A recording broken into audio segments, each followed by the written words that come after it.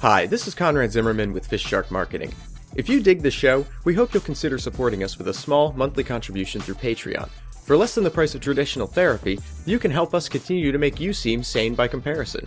Just visit patreon.com/FistShark or click the big Patreon button at fistshark.com for more details. And thanks for listening.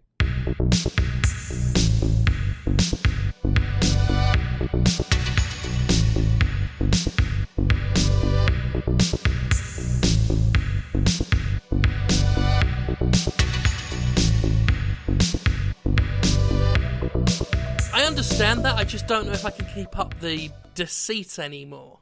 It's exhausting pretending not to know about sex. I get it, but do you want to tell them, A, that we've been lying to them all this time, or B, that they didn't invent sexual intercourse?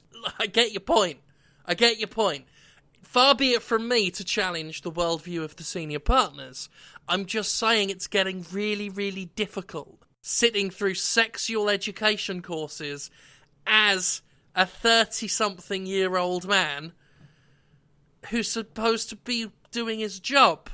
Like, I get that the senior partners are excited about sex and want to share it with everyone, but I can't spend another hour saying, what's that, when I know it's a vagina. Right.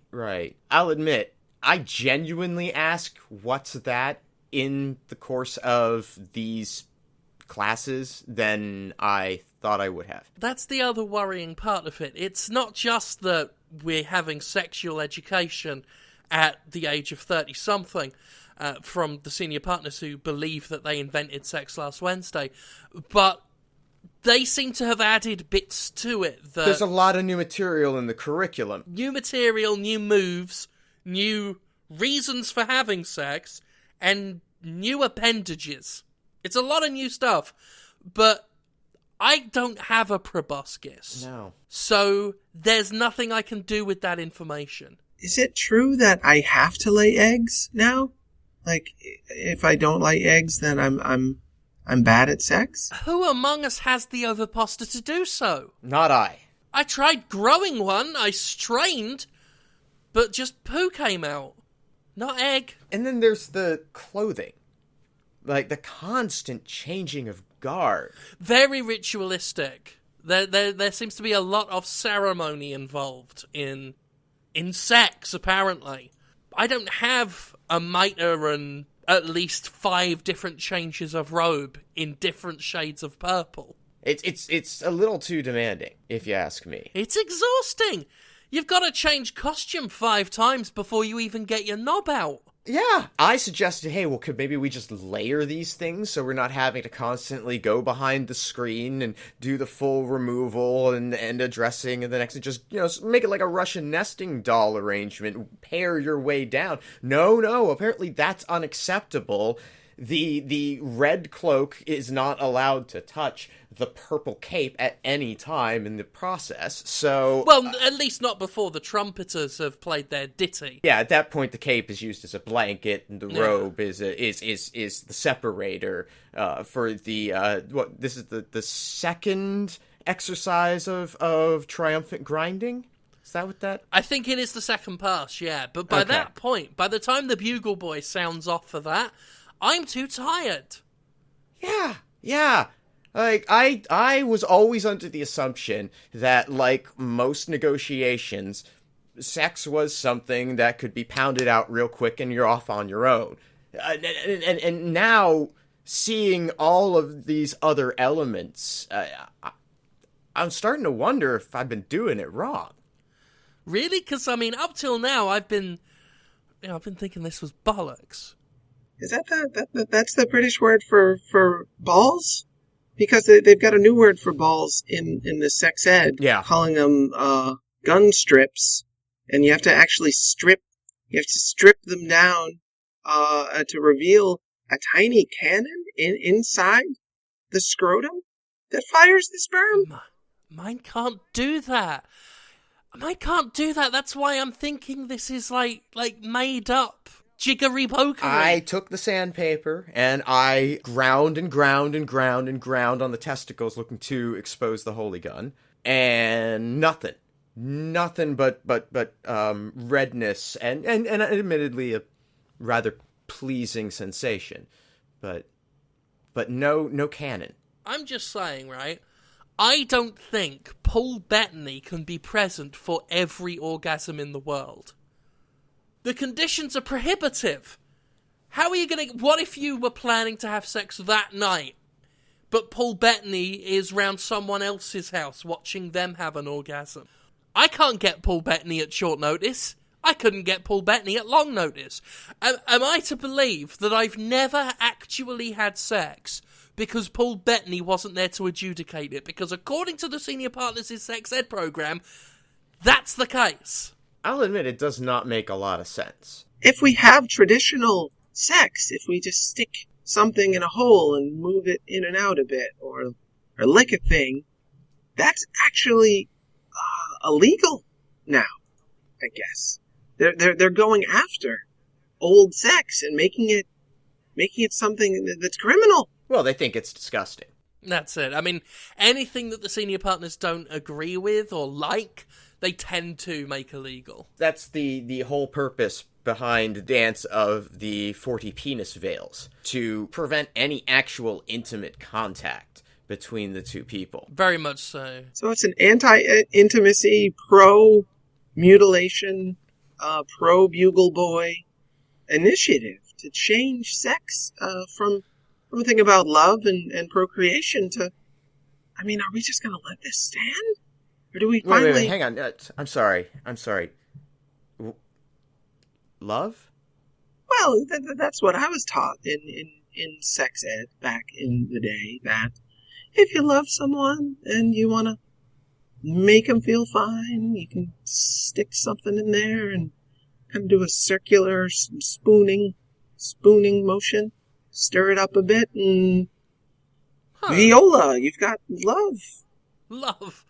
Okay. I was always taught it was about, just finding something to do to keep yourself out of trouble. Right. Yeah. It was really just having a place to stick around for 10 to 20 minutes so that you didn't rob a bank or something. Yeah, I tended to do it because I was bored. I'm learning a lot about sex today. Love's involved. And metal hooks.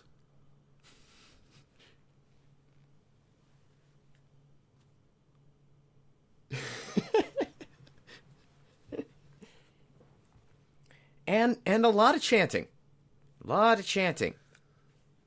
And crying. So many just tears of pain. Yeah, but is that actually part of the process, or is that just involuntary reaction to all of the screaming and whipping of the lash? Well, it's difficult to say, isn't it? Because the instructor they got, he's crying most of the time anyway, so it's hard to know what... He did, yeah, even before the lesson started, he was just openly sobbing into his own arms on the desk. It was hard to make out a lot of what he said, actually. I had to just look at the pictures. Because, I mean, he had just tears and snot just streaming down his face. No, he did not look well. No, and he shrieked whenever he saw even just a drawing of a penis. Mm-hmm. Where did all those drawings of penises come from? There was a lot, and they weren't... It was a long meeting, and I was bored. Really bored. Well, they were very cute. I like the little faces you put on there.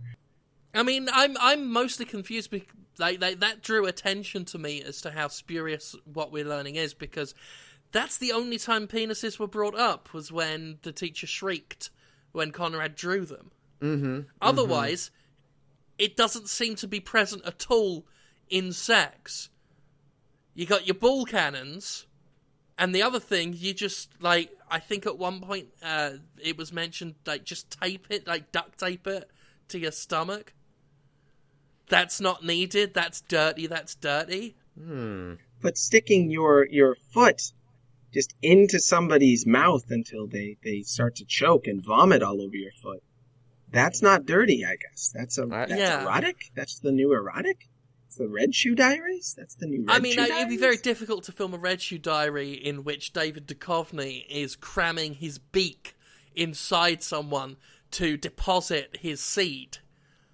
because I don't think David Duchovny, or indeed anyone who was in that lesson, has a beak, let alone a semen distribution beak. And what's this about having to cut off one of my own arms? And presumably it'll grow back like a starfish arm? And then I cut off that arm and that's my starfish baby? With some genetic manipulation, maybe, but as it stands now, I have a feeling I'd just be missing an arm. Armless. I mean, I think, to be honest, I feel like the whole starfish baby thing wasn't for us. I think that got mixed in from something else. I think that was designed for starfish. Oh, okay. All right. So, do you think that maybe they've just purchased some books on breeding and are, like, piecing together bits and pieces? Possibly. Interspliced with passages from Dune. I recognize several of the lessons were just chapters from Dune. So we've got potential lawsuit there, too. David Herbert Boone, the writer of Dune, he's going to be teed off. He's going to be Oh, yeah. PO'd. I mean, as soon as the senior partners find out that they've been plagiarizing Dune, they are going to sue him so much for the rights to Dune so that they could say that they wrote it. Like, I feel sorry for any novelist that gets plagiarized by the senior partners. So they're unstoppable, is what you're saying. They're not unstoppable. They are very much above the law. They make an open mockery of American law, and that's why we respect and love them so. But I want to have old-fashioned sex again. I want to make love to a person. I don't want to cut off my arm or put a beak in a mouth or shave my balls until a gun comes out. I just want to kiss and hug and, stick it in a little, at least a tip, a little bit. It'd be nice. Yeah, it'd be nice. How can... Not asking for much. Yeah, can we get that to happen? Can we, if we can't fight them, do we have to influence the curriculum and try to reintroduce any sort of traditional insertion techniques? Or I feel like maybe if we could get in touch with Paul Bettany's people and tell him to or ask him to just come out and say, like, maybe in a PSA, maybe on a TV commercial, maybe he can go on Colbert or something and just say, look, it's okay to put your penis in a hole. And it's okay to put your vagina around a knob. Or if you want to mush two vaginas together, go for it. But you don't need beaks. You don't need candles, you don't need robes, you don't need a bugler. All you need is my DVD, where I watch you have an orgasm. That's how we do it! That's how we put Paul Bettany in everybody's home to watch them have sex and have an orgasm.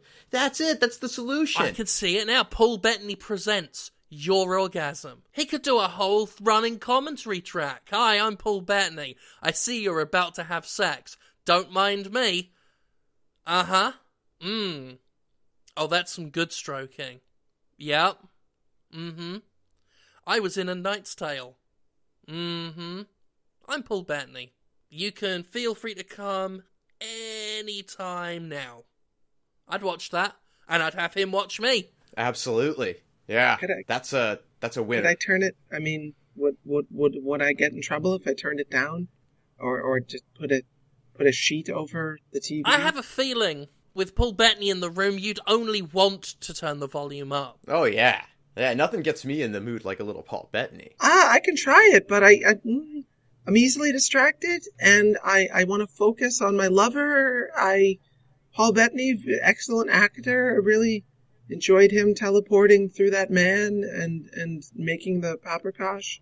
It was great stuff, but doesn't it's a little... It's hard to get in the mood, frankly, when he's watching me. Well, tough shit.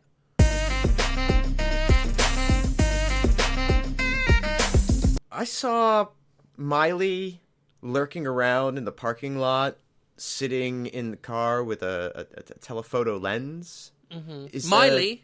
Miley Cyrus. Oh, Miley Cyrus, the Right. the Hannah Montana star. Right, yes. Of Previously, now a very successful singer-songwriter. Well, she's so beautiful and such a talent. So beautiful and such a talent. Right, but yeah. Why is she sitting in our parking lot taking pictures of the front of the building. All right.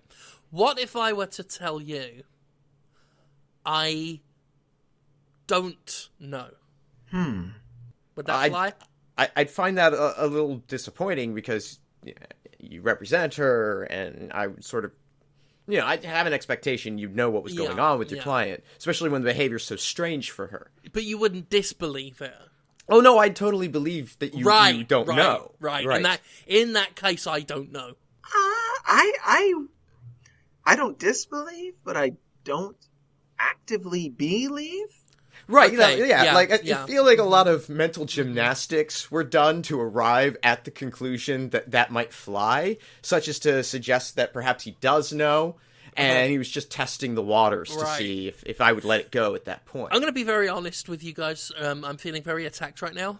It's not an attack. It's a. I don't appreciate this right now. Yeah. With this line of inquiry, I tell you what would work for me vis-a-vis this current conversation is stop and don't worry about it.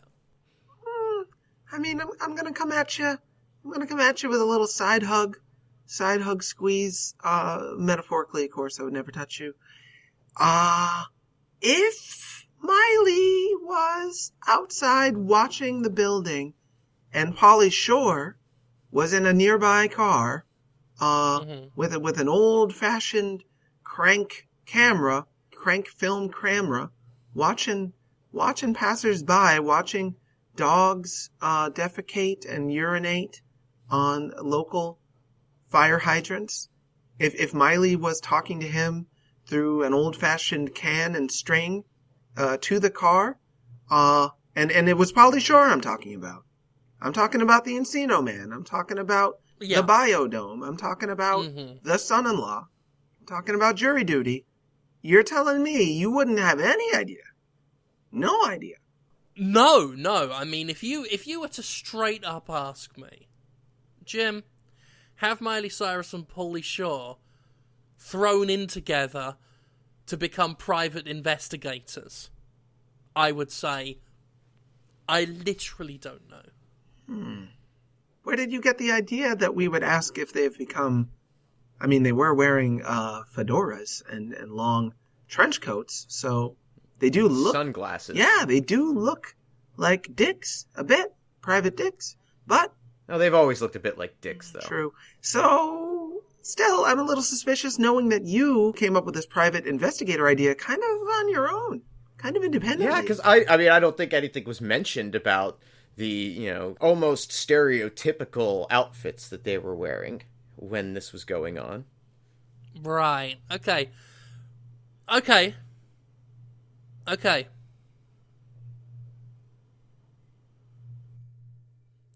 Huh? You were about to reveal.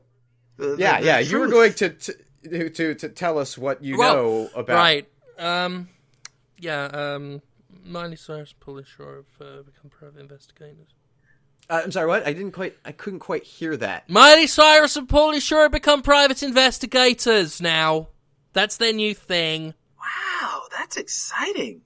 So Cyrus and Shore, or Miley by the Shore? Is that, they got do they have a cute name for their combination private dick investigators? What's it called? Yeah. They're currently calling their business Miley Cyrus and Pauly Shore Attorneys at Law.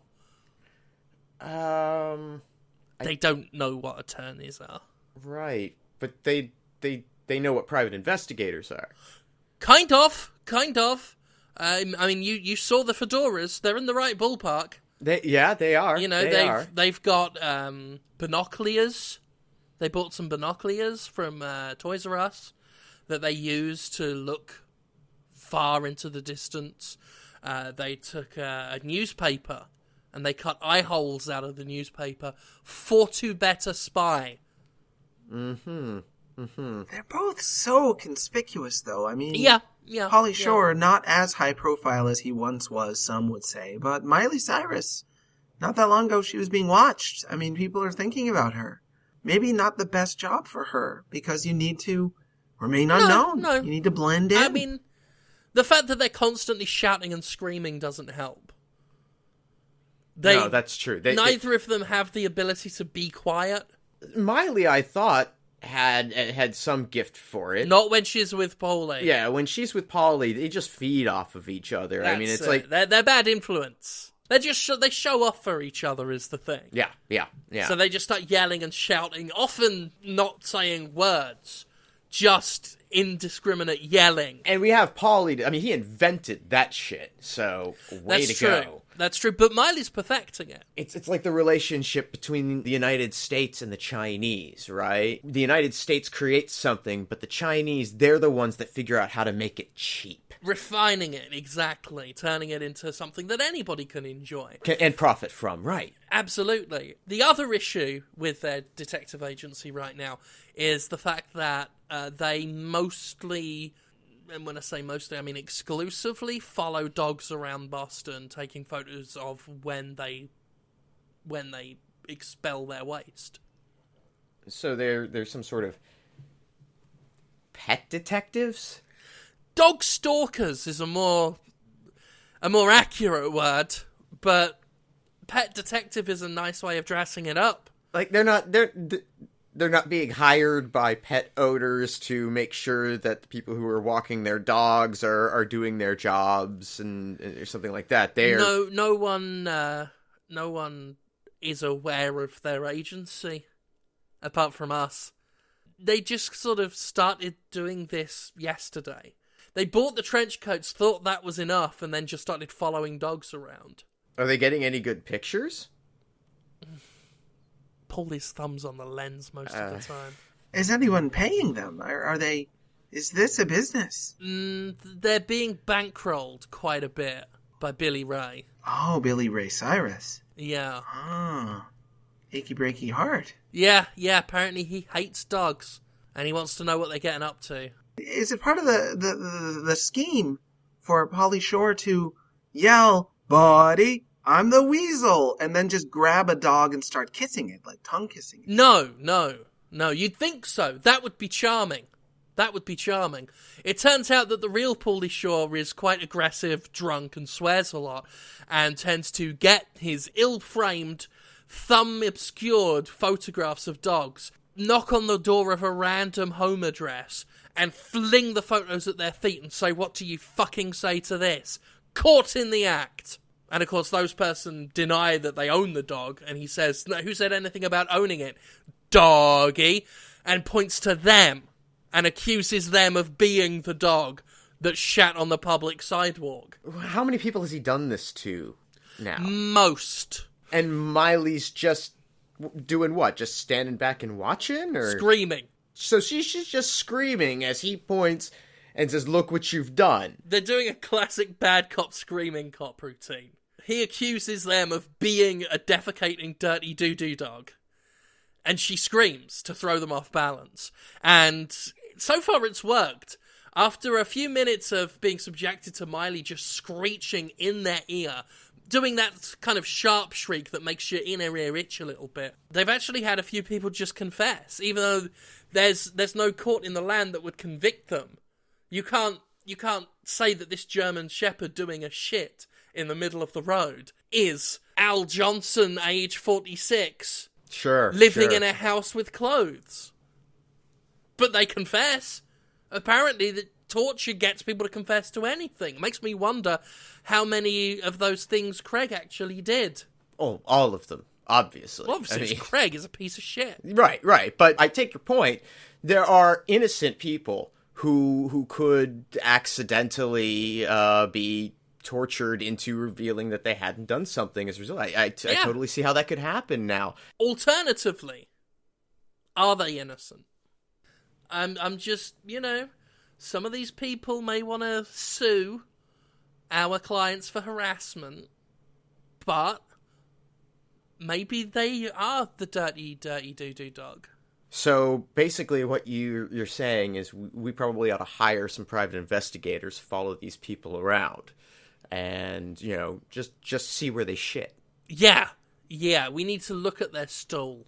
Because, if they're fighting back against this to such a degree, that they want to take our clients and us to court over the accusation made by Pauly Shore, of all people, Pauly Shore. I think the dirty doo-doo dog doth protest too much. But they're already private investigators. They're already you can't do that. And they're also posing as lawyers, so people are gonna presume that they are in fact lawyers who are suing. They're not posing as lawyers. They're just calling themselves lawyers. They're two very, very distinct forms of misrepresentation. But still, could we just get them to stop? Could we just put a stop to it? Well, here's the thing, Paulson. Actually, do you mind if I call you just Paul? Yeah, I suppose you could. Okay, so I knew a Paulson once, and he was a dirty, dirty doo-doo dog. Sounds terrible. Sounds exactly like what we want to. Yeah. Well, he was hauled off to the jail last week by Pauly Shore.